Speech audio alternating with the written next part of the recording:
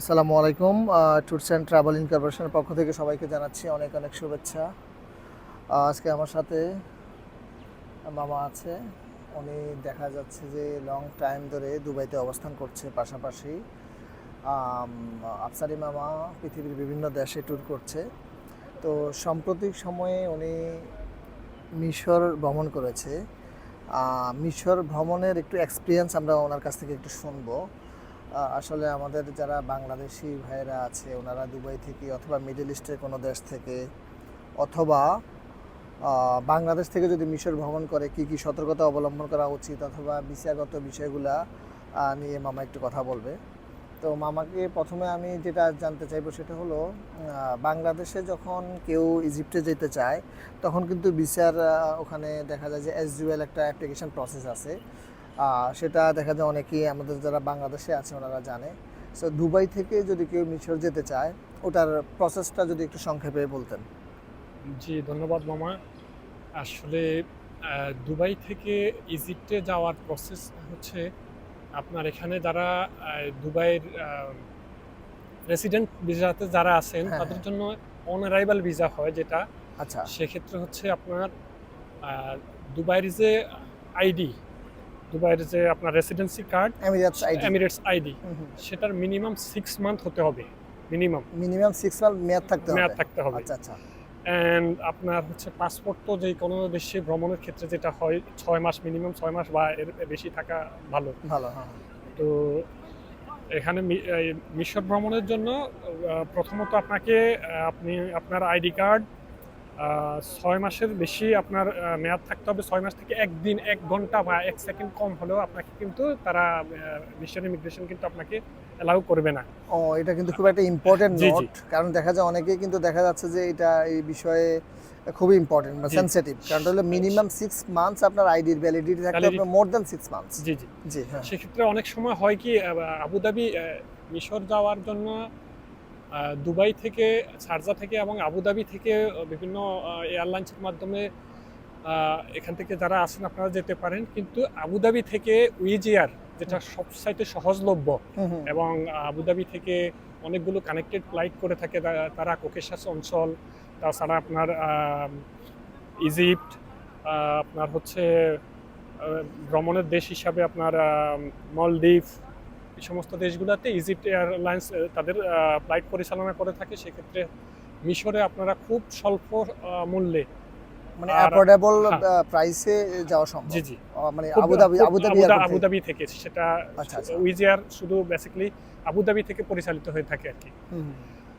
তারপরে মিশরের ভ্রমণের ক্ষেত্রে হচ্ছে মিশরটা হচ্ছে এটা আপনারা সবাই জেনে থাকবেন যে মিশর হচ্ছে ভ্রমণের জন্য আপনার অতি প্রাচীন কাল থেকে মিশরের আদি সভ্যতার একটা আঁতুড়ঘর যেটাকে বলা হয় আর কি। তো মিশরে আপনারা মিশরে যাওয়ার মতো দেখবার মতো বেসিক্যালি যে মেইন মেইন আপনার ঘোরার মতো যে সমস্ত জায়গাগুলো আছে সেক্ষেত্রে আপনার পিরামিড, হুম, পিরামিড তারপরে হচ্ছে নীল নদ, হুম, তারপরে হচ্ছে যেটা ফেরাউনের মমি, হুম, হুম।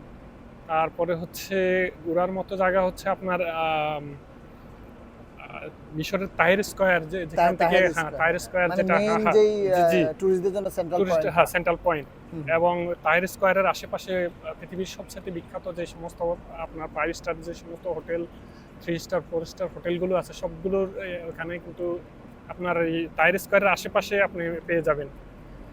আর আপনি যদি অ্যাপার্টমেন্ট বা ইয়েতে থাকতে চান তাহলে মনে করেন সস্তার মধ্যে যদি আপনি বাজেট ফ্রেন্ডলি করতে চান তাহলে সেই রকম হোটেলও এই আপনার যে মানে যে তাহির স্কয়ারের আশেপাশে পাওয়া যায়। হ্যাঁ অ্যাকোমোডেশনটা হ্যাঁ তাহিরি স্কয়ারের আশেপাশে পারফেক্টলি হ্যাঁ পাওয়া সম্ভব। পারফেক্টলি পাওয়া সম্ভব।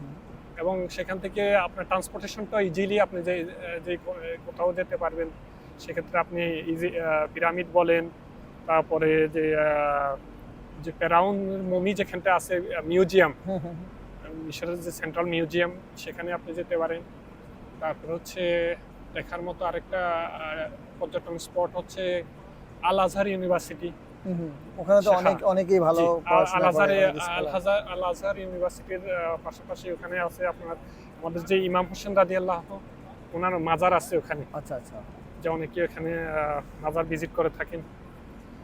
আর হচ্ছে আলেকজান্দ্রিয়া নামে একটা শহর আছে, আলেকজান্দ্রিয়া মিশরে। মিশরের, হ্যাঁ। সেটাও দেখবার মতো, যেখানে আহ, আপনার ইয়ে থেকে এটা অনেকটা দূরত্বেই, আচ্ছা আচ্ছা, কায়রো স্কয়ার বা যে মিশরের যে কায়রো সিটি, কায়রো থেকে অনেকটা দূরত্বে।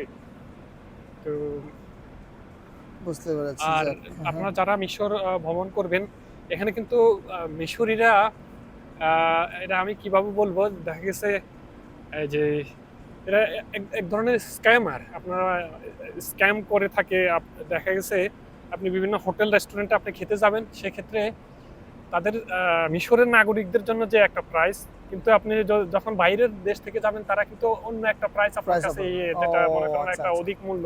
হুম, হুম। তো যারা আপনারা ভ্রমণে যাবেন এইসব বিষয়গুলো একটু খেয়াল করবেন। এ হলো। বুঝতে পারছি। ধন্যবাদ। আসলে আমাদের ফারুক আফসারি মামা অনেক ইনফরমেশন দিয়েছে। তার মধ্যে প্রথম যেটা আমি নোট করেছি সেটা হলো মিশরে যাওয়ার জন্য যে ডকুমেন্টেশন, এটা কান্ট্রি বাই কান্ট্রি ভ্যারি করে। সো এখানে দুবাইতে যারা আছে ওরা কিন্তু এমিরাত সাইডের মাধ্যমে কিন্তু খুব ইজিলি চলে যেতে পারে। তবে এমিরাত সাইডের মেয়াদ মিনিমাম 6 মান্থসের বেশি থাকতে হবে। পাসপোর্টটা অবশ্যই ভ্যালিড থাকতে হবে, মোর দ্যান 6 মান্থস। আর আরেকটা যেটা বিষয় হলো, অনেকগুলা কিন্তু ওখানে ঘোরার প্লেস আছে, ভালো ভালো প্লেস আছে, যেহেতু মিশরীয় সভ্যতা একসময় খুব অ্যারিস্টোক্রেট ছিল। আর যেটা উনি অ্যাওয়ারনেস দিয়েছে, সাধারণত যখনই কোনো দেশে আসলে ট্যুরিস্ট যায়, এখানে আসলে যেই বিভিন্ন রেস্টুরেন্ট অথবা বিভিন্ন দোকানে যখন আপনি কোনো শপিং করবেন, তখন অবশ্যই আপনাকে খেয়াল রাখতে হবে প্রাইসের বিষয়ে। কারণ দেখা যাচ্ছে যে ওরা কিন্তু প্রাইসের বিষয়ে, এখানে বার্গেনিংয়েরও বিষয় আছে, অনেক সময় হয়তো এক্সট্রা প্রাইস চার্জ করতে পারে। সো এই বিষয়ে খেয়াল রাখবেন। আর যদি আপনাদের যদি মিশরের সম্পর্কে ট্যুর সম্পর্কে যদি আপনাদের আরও কোনো কোয়েশ্চেন্স থাকে, আপনারা আমাদের ভিডিওর কমেন্টস বক্সে আপনারা লিখবেন। ইনশাল্লাহ আমরা ট্রাই করব আপনাদের প্রশ্নের অ্যান্সার দেওয়ার জন্য। এবং সবাইকে ধন্যবাদ ট্যুরস অ্যান্ড ট্রাভেল ইন কর্পোরেশনের সাথে থাকার জন্য। ধন্যবাদ।